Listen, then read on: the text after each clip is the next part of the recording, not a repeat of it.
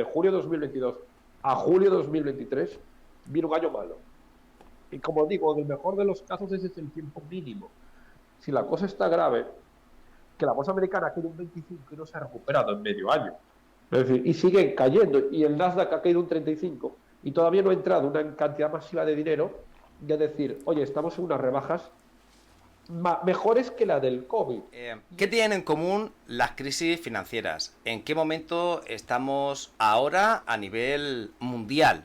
A nivel mundial. ¿Qué podría suceder desde ahora, junio de 2022, a fin de año? ¿Qué nos podría esperar para 2023? Y si realmente lo que se nos viene encima va a ser la peor crisis que hemos visto en la historia. De todo esto de lo que vamos a hablar con un auténtico crack, Alberto Chantío. Bienvenido, macho. Muy buenas, Pablo, ¿qué tal? Encantado de estar aquí contigo otra vez. Igualmente, tío, hacía tiempo que teníamos pendiente esta charla y yo creo que el momento perfecto es ahora, ¿no? Porque estamos viviendo una situación complicada que ya la estamos sufriendo. Vamos a hablar, si quieres, luego de la inflación y de todo lo que está pasando a nivel mundial. Ya no estoy hablando a nivel de Europa, de España, no, a nivel mundial. Y yo creo que es el momento perfecto para que nos des una masterclass de lo que está pasando y de lo que puede pasar. ¿Vale? Que sé además que has hecho algunas sesiones formativas muy interesantes sobre las crisis económicas, sobre cómo se gestan y las consecuencias. Y eso es lo que quería comentar contigo. A ver, para ubicarnos un poco, Alberto, ¿qué es una crisis financiera y qué aspectos tienen en común las crisis financieras?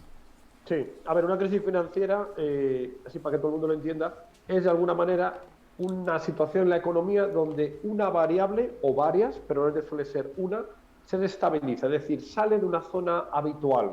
Esa puede ser que hay un crecimiento, un PIB muy alto o muy bajo, puede ser un IPC, es decir, una inflación muy alta o negativa, una deflación, y ese tipo de variables es lo que provoca que empiece a haber un desajuste, que haya una corriente de dinero para un lado o para otro. Esto lo podemos ver realmente pues si tenemos un barril de agua lleno y de alguna manera pinchamos una zona del barril muy fuerte, el agua va a salir por un lado y ¿qué va a provocar? Que al final el caudal baje, que se estabilice todo.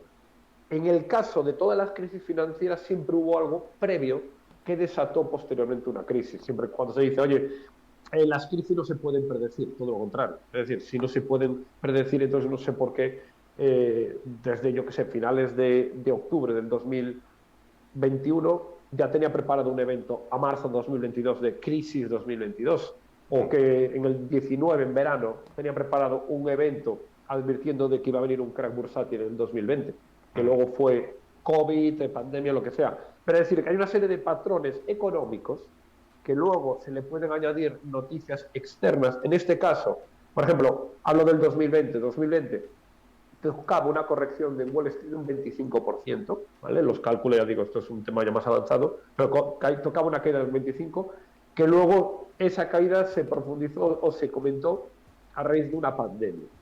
2022 toca una corrección, o ya la estamos viviendo, de las más graves. De hecho, estamos en la tercera vez en un siglo de peor arranque de Wall Street, hay que tenerlo en cuenta. En los últimos 100 años estamos en el tercer peor arranque, es decir, incluso en el COVID, sí, Wall Street cayó un 25-27%, pero recuperó en mes y medio, 2 meses.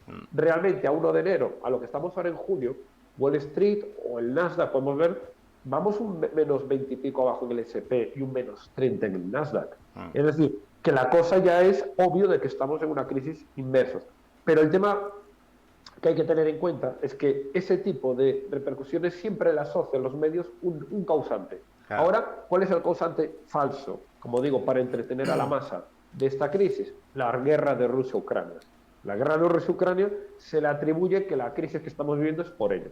Cuando no, eso es simplemente un aliciente, algo previo. Y ahora es cuando es lo que me estaba preguntando. Claro. ¿Cuál es el detonante? ¿Cuál es el detonante y en qué momento estamos ahora, ¿no? Previo o ya, porque ya yo personalmente creo que ya ha empezado, ¿no? Pero ¿en qué momento crees que estamos ahora y qué puede pasar de aquí a fin de año, ¿no? Que yo creo que es lo más interesante. Sí, el detonante de todo, en este caso, en esta crisis, fue la inflación. Es decir, la inflación empezó a subir en mayo del 2021. Ahí empezó a subir la inflación.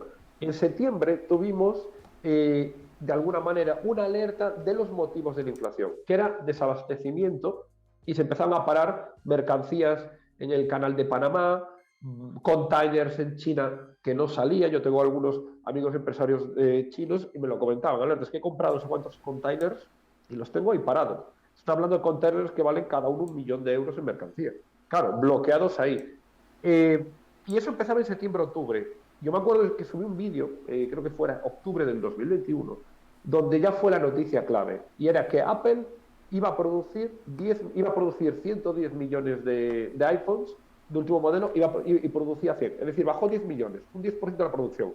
Claro, eso no era un tema de decir, ay, qué pena que la gente no va a tener el último iPhone de último modelo. No, era que una empresa como Apple, internacional, con todos los medios a su alcance, tenía problemas de desabastecimiento de microchips, que no iban a tener las empresas grandes, medianas y pequeñas. Es decir, que esto ya empezaba aquí y era un efecto dominó. Entonces, eso dispara la inflación. Pero la inflación empieza a subir, pero le decimos, ¿y por qué sube la inflación? Porque suben los precios. Uno era poca oferta, al quitar la oferta, el precio sube. Y hay otra variable que aquí también hemos unido, y aquí eso es un cóctel molotov, era que desde la crisis del COVID se salió inyectando muchísimo dinero, muchísimo dinero.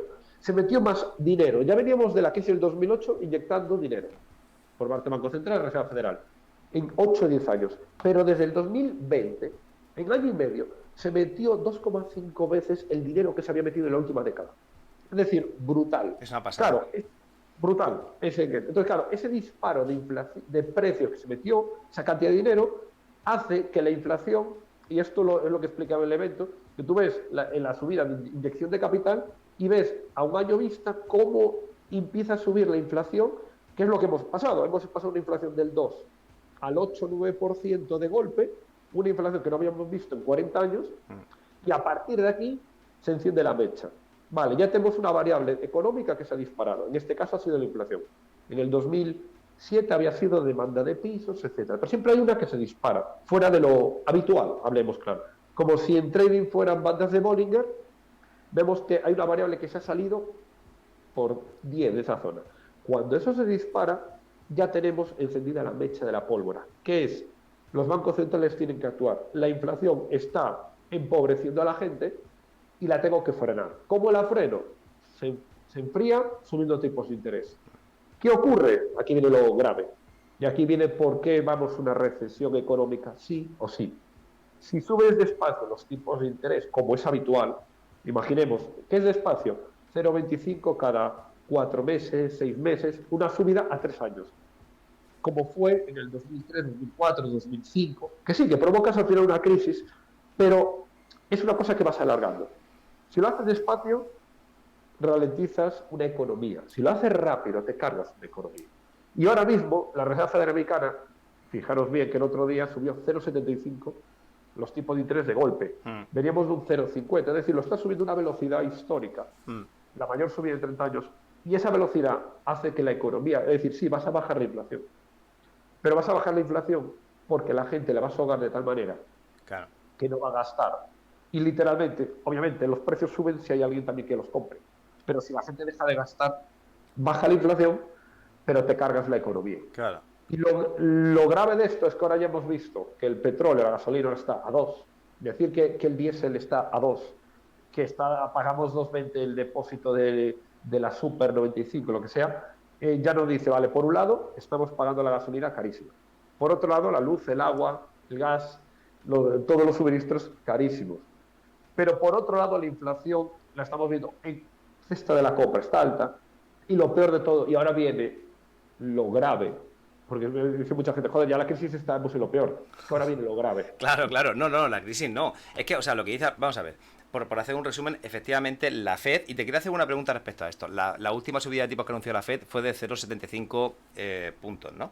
Entonces, pero ojo que el Banco Central Europeo, y esto te lo quería preguntar, ¿tú crees que en Europa hemos llegado tarde? Porque el Banco, ojo, tarde y a trompicones, porque el Banco Central Europeo anunció la semana pasada, hace 2 semanas, la subida de tipos, creo que del 0,25, creo, corrígeme si me equivoco, que iba a empezar en julio y anunció futuras, consecutivas subidas de aquí a fin de año. Eso por un lado. Julio, septiembre, octubre y diciembre, 4. Exacto, pero es que además la semana pasada el Banco Central Europeo se reunió de emergencia para salvar económicamente a España y a Italia. Ojo, Sí. cuidado, que esto ha Por las salido primas de riesgo, están disparadas. claro, claro, esto ha salido en una noticia, pero esto debería haber sido titular en España, Vale. ¿vale? Porque, como dice Alberto, estamos pagando la gasolina, hay mucha gente que nos ve de Latinoamérica y esto para ellos es un disparate, porque ahí la gasolina es casi gratis, ¿no? Pero aquí no, o sea, aquí estamos viviendo una subida de precios del gasóleo, de la gasolina, de la luz, del gas, de todo increíble. O sea, la inflación no está disparada solamente en Estados Unidos en máximo de 40 años, pero aquí en Europa también.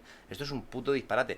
Y lo peor es que el Banco Central Europeo no sabe muy bien qué hacer, porque nos ha salvado económicamente, nos ha rescatado de nuevo otra vez a España e Italia, y dice que va a estudiar una compra dinámica de bonos. O sea, lo que ya dejó de hacer la Fed va a empezar. El Banco Central Europeo se ha dado cuenta que no sabe equilibrar muy bien lo que está pasando en Europa y que bueno, vamos a empezar a comprar algunos bonos, Sí, alguna la deuda Europa de dos soberana. velocidades, tal cual, siempre. La Europa de las dos velocidades, que va por un lado Alemania, Francia, y luego los del sur van a otro ritmo. Y Es se está dando cuenta. efectivamente, y como decía Alberto, y ahora es cuando comentamos sobre qué puede pasar de aquí a fin de año, porque esto no ha empezado todavía. O sea, es que la subida de tipos no la estamos viviendo todavía. Espérate que llegue y que llegue así, de entrada, en primer lugar, a las hipotecas, que nos vamos a Sí. cagar, ¿no? A mí el otro día lo estaba haciendo en televisión y comenté un cálculo rápido y dije 200 euros más al mes. La presentadora se veía como decir que disparate y sale el Banco de España diciendo que puede haber en torno hasta 300 euros de coste adicional. Es decir, ahora tenemos que darnos cuenta de decir, ¿qué ocurre? Claro, la Reserva Federal empezó allá hace unos meses, el Banco de Inglaterra ya empezó y el Banco Central Europeo empieza ahora en julio. Lo que ocurre es que el Banco Central Europeo tiene ahora previsto que va a subir un 1% ya de aquí a diciembre, en 6 meses, los tipos de interés. También tenemos que tener en cuenta que los parte de prácticamente cero, de los mínimos históricos, es decir, tiene un margen de movimiento muy alto. Mm. Claro, no los parte de que estamos al 2,5 como fue el 2003 y sube al 4 y sube un 2, que ahora partimos de cero, entonces tiene mucho margen.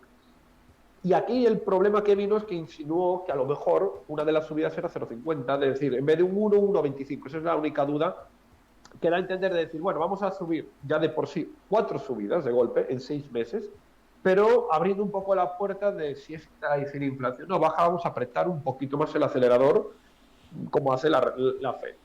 Yo creo que voy a presuponer que no son imbéciles, hablando claro en el BCE.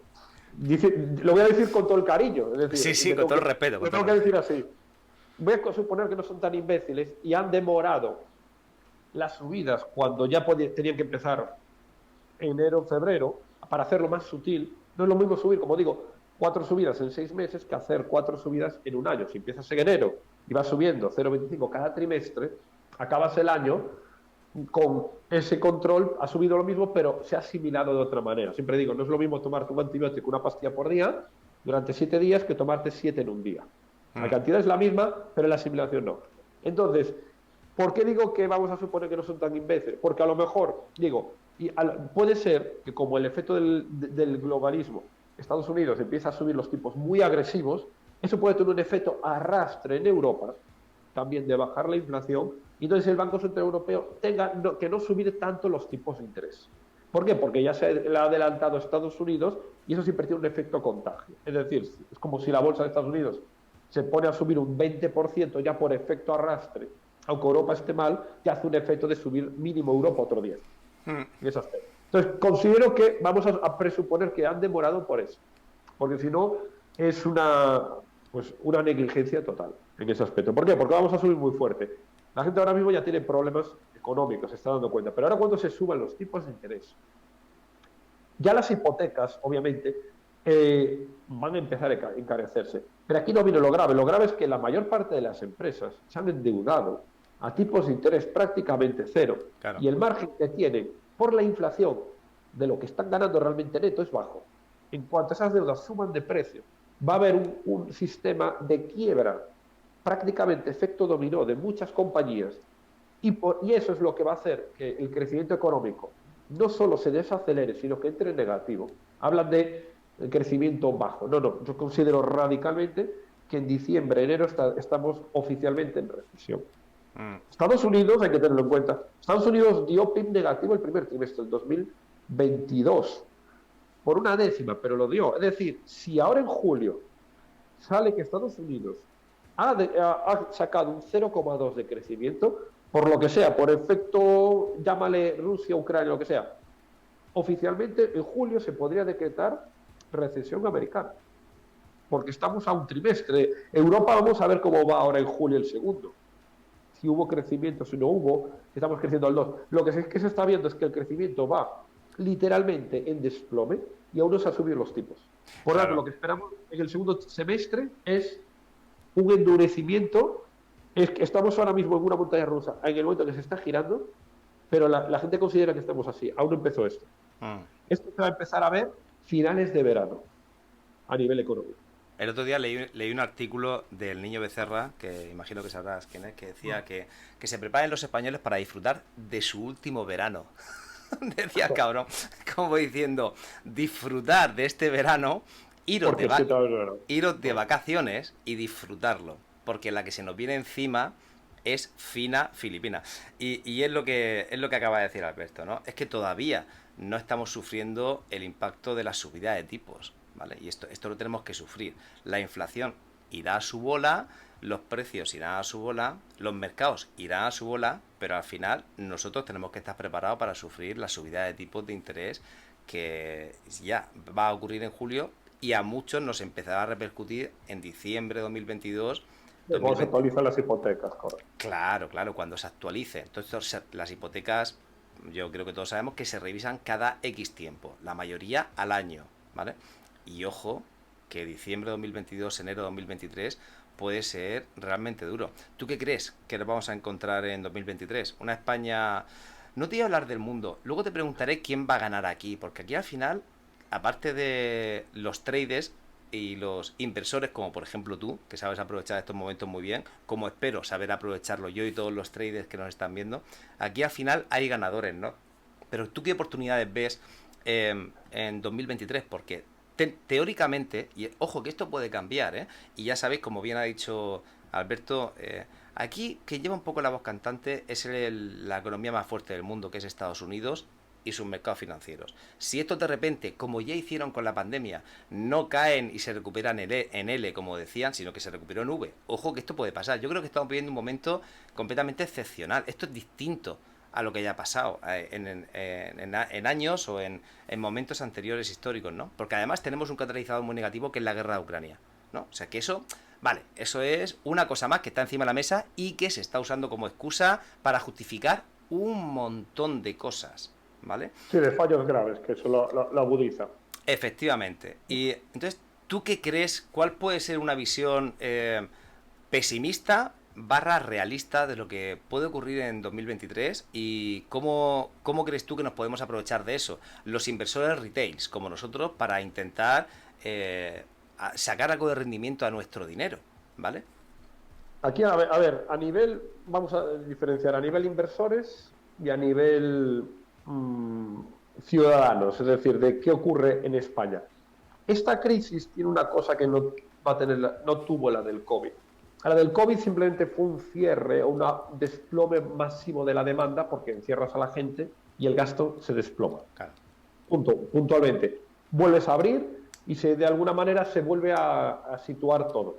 Entonces, ahí no fue tanto una crisis como tal, sino que un efecto externo es hay que cerrar el país o el mundo en unos meses determinados, hay una bajada de demanda, se provoca una crisis. Soltamos eso, volvemos a la situación. Lo malo de ahora es que esto es una crisis por la oferta y la demanda. Por la oferta porque estamos viendo que hay problemas de abastecimientos. Entonces la oferta se reduce. Eso hace subir los precios. Y luego, por otro lado, el tema de la demanda. La gente no está totalmente recuperada de las anteriores crisis. Vamos ahora, la inflación está haciendo que la gente tenga más cuidado de decir, oye, gasto menos en ocio, ¿por qué? Porque la luz, el agua, el gas lo tengo que pagar, el combustible sí o sí, y eso está llevando a que el dinero, por la inflación, valga menos, tengo que destinar más porcentaje de ahorro a las cosas básicas, y ahora con la subida de tipos se va a provocar un frenazo en la demanda y un frenazo en la oferta. Es decir, que es una mezcla en lo que se llama la estagflación, y esto no se vio en los últimos 40 años. Es decir, aquí estamos entrando en unas palabras mayores. Es decir, pocas veces se da en la economía una cosa tan compleja, porque es como, por un lado, puede haber problemas de oferta o problemas de demanda, pero en este hay problemas en los dos lados. Entonces, esto va a ser así. ¿Qué ocurre? ¿Cómo podemos salir de esto? ¿O qué es lo que puede...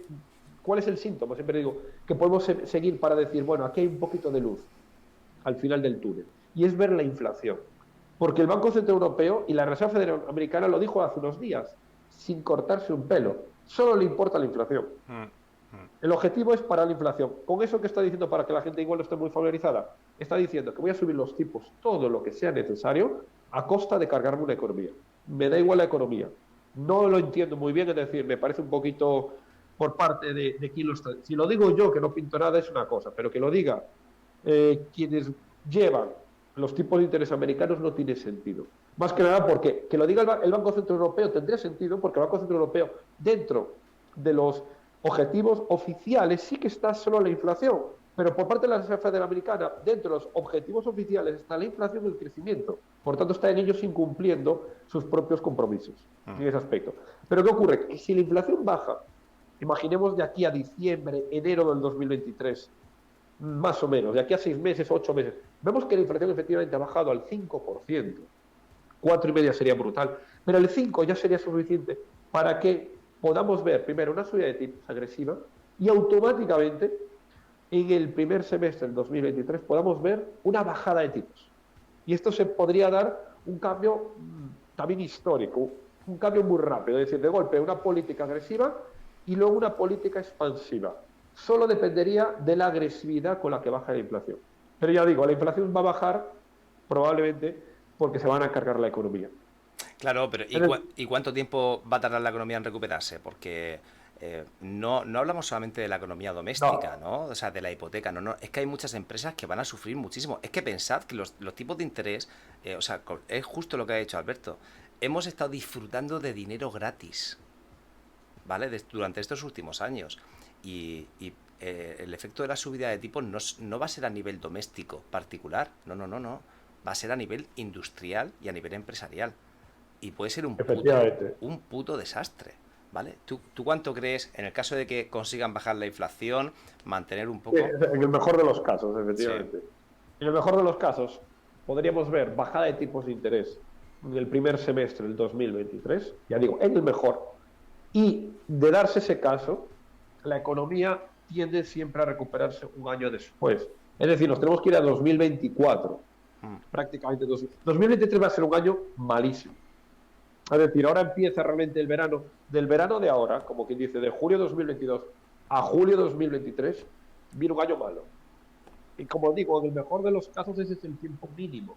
¿Por qué? Porque hay que tener en cuenta que cuando una economía vive una recesión, la bolsa siempre se adelanta medio año en la economía. Siempre. Tener en cuenta de decir, oye, que la gente se dé cuenta, ¿qué va a ocurrir en 2023? Que vamos a estar hablando en las noticias de que oficialmente estamos en recesión.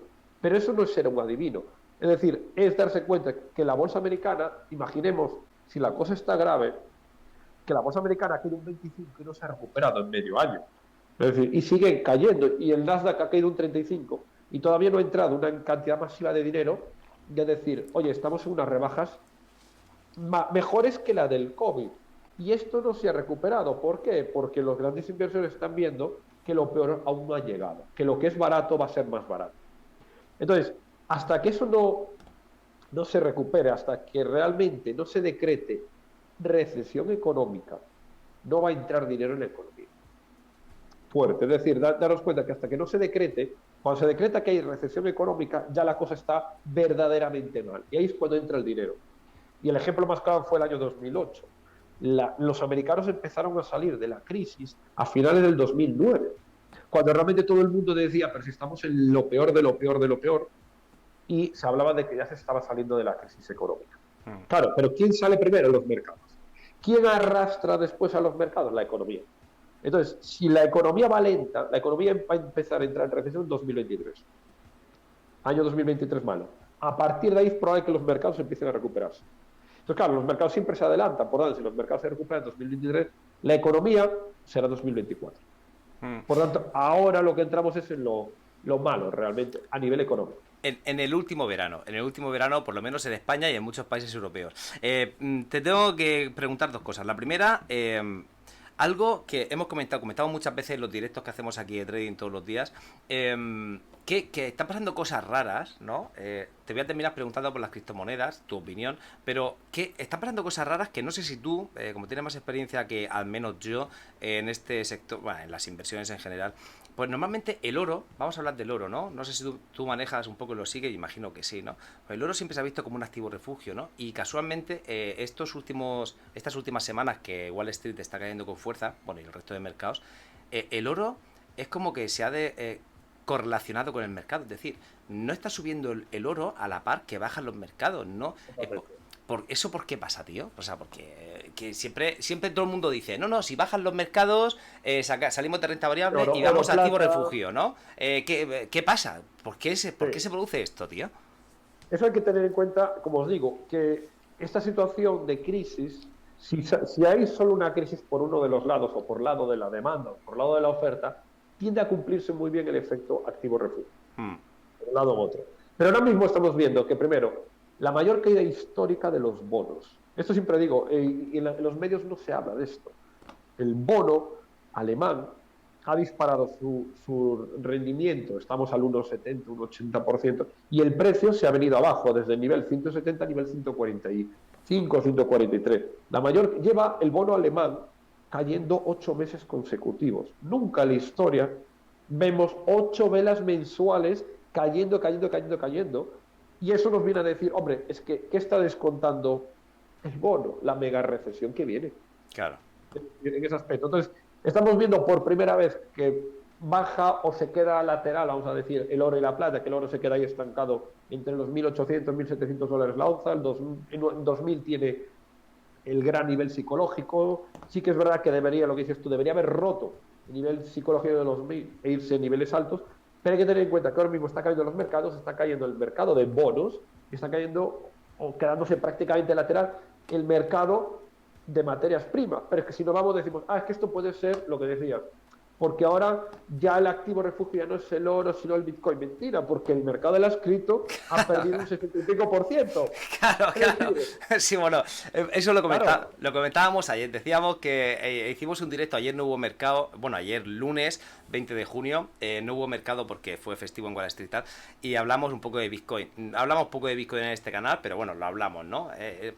Y yo decía, bueno, yo creo que ya las personas que decían que el Bitcoin es un activo refugio para protegernos respecto a la inflación, por ejemplo, ¿no? Yo creo que eso ya se habrán desengañado, porque vamos, el Bitcoin se está pegando una piña del copón, como se dice aquí en Murcia. Claro, tiene una relación directa con la bolsa total. Yo pensaba... Con un beta 2. Claro, o sea, vamos a ver. O sea, desmitificamos algunas cosas, ¿no? No, hay personas que dicen, no, porque Bitcoin no puede desaparecer, porque blockchain es el futuro. No, ojo, es que son cosas distintas. Una cosa es blockchain, ¿vale? Ya está. Ya todas las bondades del blockchain ya las tiene Bitcoin y algún protocolo nuevo que mejorará en las redes de intercambio. Vale, perfecto. Pero es que son cosas distintas. Blockchain ha venido para quedarse y está ayudando a muchísimos sectores de muchísimas industrias a mejorar. Y otra cosa es Bitcoin. ¿Vale? Claro. Y ya está, es como la época de Internet. Internet llegó, pero ¿cuántas empresas? El 90% de las empresas del año 2000 quebraron. Claro. Ahora, lo que sí quiero, no voy a terminar esta charla sin que me digas cuál es tu opinión de las criptomonedas, Alberto. Y puedes decir lo que quieras, visceral, lo más visceral. No sé, igual de repente me dices que tienes 200.000 euros en Bitcoin, no lo sé, ¿no? Pero, ¿qué opinas de las criptomonedas? A ver, a mí sinceramente no me gustan. Siempre lo dije, no me gustan, es decir, hay 1000 mercados que considero que tienen 1000 ventajas superiores por seguridad, por regulación. Muchas veces dicen, no, es que por regulación no. Hemos visto el caso de Terra Luna, se desploma un 99% y aquí no pasó nada, y sacan Terrador y no pasa nada, es decir, no hay una investigación, hay un control. ¿Que eso quiere decir que en bolsa inviertes en una empresa y no pueda quebrar? Claro, como el que monta un restaurante. Pero hay una serie de alguna manera que, cuando hay una regulación, pues de alguna manera... 9 de cada 10 estafadores los paras, hablando claro. Y en las criptomonedas puedes hacer lo que quieras. Yo, sinceramente, en este aspecto veo, porque lo conozco el sector y conozco, de hecho, conozco demasiado cerca el sector. Por eso soy tan negativo y muchas veces meto mucha caña en las redes y los medios de esto, porque conozco todo lo que hay detrás. Y conozco mucha gente que hace cosas que no deben hacer en ese aspecto. Con eventos, con influir en mucha gente joven que prácticamente no tiene dinero. Es decir, el 90% de la gente que invierte en criptomonedas son chavales, hablando claro. Son chavales que quieren meter 200, 500 euros y que creen que comprando un perro, una criptomeme, pues sí, suben una, bajan otra y creen que van a hacer dinero.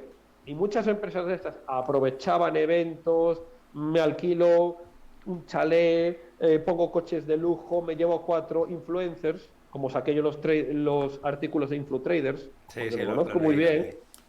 Eso lo tienen, es un negocio que lo tienen montado para, cojo un público que no entiende, como quien dice, los mercados financieros reales, los profesionales, y me aprovecho de que hay una legislación. La CNMV no te permite, hablando claro, hacer una publicidad agresiva en acciones, o en opciones, o en futuros.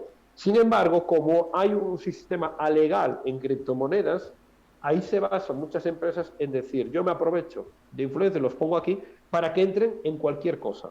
¿Vale? Yo he estado, y reconozco, a gente que supuestamente daba charlas de criptomonedas, ¿vale?, que no habían abierto un libro en su vida. Es decir, que los escuchabas hablar y, vamos a ver... Faltaban cosas ahí, faltaban cosas, ¿no? Faltaban cosas, pero hasta de decir, vuelve a la escuela. Sí. Vuelve a la escuela de... Primero hay que aprender a hablar, luego leerte un libro, luego meterte 10 años de rodaje en los mercados y luego habla como experto de algo. Pero era una cosa de decir, madre del amor hermoso, que yo cuando lo vi tan cercano, dije, esto es una estafa en mayúsculas. Es como si me pongo yo ahora a hablar de neurociencia y no soy ni científico, no he estudiado absolutamente nada y me pongo ahora a dar consejos. Oye, pues venga, voy a dar una charla de cardiología y voy a explicar esto.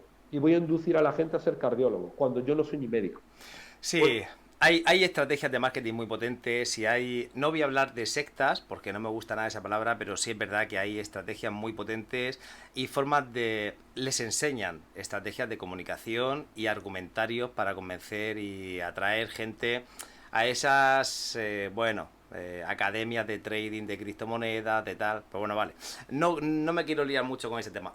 Ya te digo que quería saber tu opinión sobre el mundo cripto y que sepáis una cosa. Os voy a dejar todos los enlaces de Alberto aquí abajo en la descripción del vídeo, sus redes sociales, su Instagram, su página web, su correo, por si queréis formar parte del grupo de Champions Opciones, porque, bueno, Alberto, entre otras cosas, es experto y él invierte en opciones vanilla, ¿no? A tope. Tiene un grupo de alumnos, y le va bastante bien, tengo que decirlo, al menos es lo que me ha contado antes y veis todos en sus redes sociales, esto es cierto. Voy a dejar todo el contacto, toda la información aquí abajo. Y también os digo que, lo va a decir porque yo no sé si decirlo o no para no equivocarme, pero ¿hay algún proyecto por ahí nuevo, no, Alberto? ¿O qué? Tú di lo que quieras, a ver si la vas a cagar ahora. Sí, no, es un proyecto que ya lo van a ver ahora la gente en las redes, que ya lo saben, es un secreto a voces, pero como quien dice, hasta que el Banco de España ya no dé la luz oficial ahora estos días, pues se puede comentar que va a ser el megaproyecto, que va a ayudar a mucha gente, que voy a ser una pieza clave, digámoslo así, en ese proyecto y que lo sigan en las redes.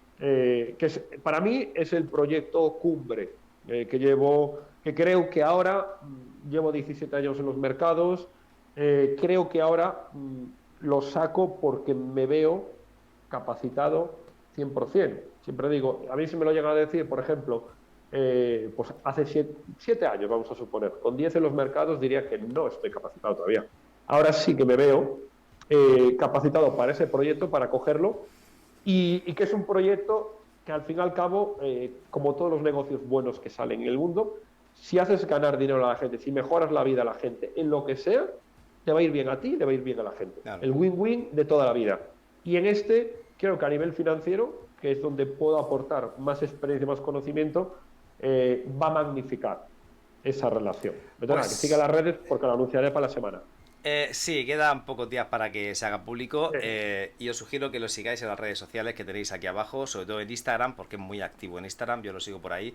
Y bueno, aunque ya sabemos de qué va la vaina, pero es mejor que hasta que no hasta que no lo pueda decir, que no lo diga al menos de forma formal. Sí te digo que te vas a pegar un curro del copón, te deseo lo mejor, la verdad es que es un proyecto muy ambicioso, un proyecto muy bonito, y hay que tener un par de pelotas también para lanzar eso, ¿eh? Así que bueno, ahí lo dejo, traders. Alberto, tío, muchísimas gracias por esta charla. Yo creo que ha sido muy didáctica. Yo he aprendido cosas y espero que vosotros también. Si tenéis alguna pregunta, alguna duda, podéis dejar aquí abajo un comentario. Y si queréis que hagamos otra charla con Alberto para hablar de algún tema en concreto, por ejemplo, que son las opciones, cómo las opera él, que nos dé una masterclass de opciones vanilla, por ejemplo, por supuesto, dejar un comentario y ya convenceremos a Alberto para que nos regale media hora más de su tiempo y nos haga una masterclass. Alberto, un placer, tío, como siempre, muchísimas gracias y te deseo lo mejor, tío. Igualmente, Pablo, un placer también para mí estar contigo. Ya sabes que te aprecio mucho, que ya nos conocemos desde hace tiempo. Joder, y que sigas con el canal como lo lleváis haciendo, que lo estés haciendo muy, muy bien. A tope de power. Muchísimas gracias, Alberto. Traders, esperamos vuestros likes, vuestros comentarios aquí abajo en la descripción del vídeo. Un abrazo, traders. ¡Chao!